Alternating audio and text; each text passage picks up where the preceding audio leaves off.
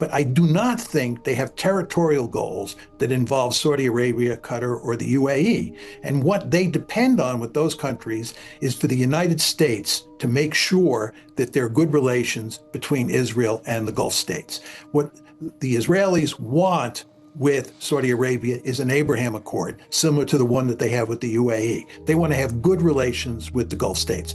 So I think this attack on Doha notwithstanding, the Israelis are not a direct threat to the Gulf states, but they are a direct threat to all those other states I listed because they get in the way of creating a greater Israel that is bigger than the one that existed after 1948.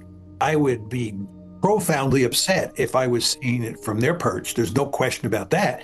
And of course, that's exactly what you're seeing. The Saudis, UAE, Qatar, they're profoundly upset about what has just happened. They fully understand that the Israelis can do anything they want, and the Israelis will back them at every turn. And this is not in their interest. The question is, what can they do in response? What kind of leverage do they have? The UAE has an Abraham Accord with Israel, and it could put an end immediately to that Abraham Accord. That would send a very clear message. And then those three countries and other countries in the region could get together and try to make it clear to the United States that this is unacceptable. But they just don't have a lot of leverage. Well, I think that these Gulf states that we were talking about before, Qatar, the UAE, and Saudi Arabia don't have much to worry about. And I'll say more about that in a second.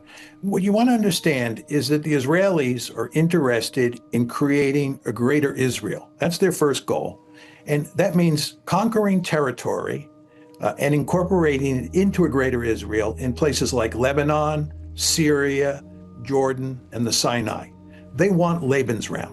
The second thing the Israelis want is they want to get the Palestinians out of greater Israel. They want to drive the Palestinians out of Gaza, and they want to drive them out of the West Bank. That's their second goal. Their third goal is they want to make sure that all of their neighbors are weak. They want to make sure that Lebanon and Syria are never a cohesive whole and therefore never a threat to Israel. What they have done or are trying to do in Iran is they're trying to break Iran apart. They want Iran to fracture. They want Iran to be weak. They want Iran to look like Syria. So countries like Syria, Lebanon, Iran, Egypt, these are countries, and Jordan I would throw in as well, have to worry greatly about Israel trying to break them apart and weaken them.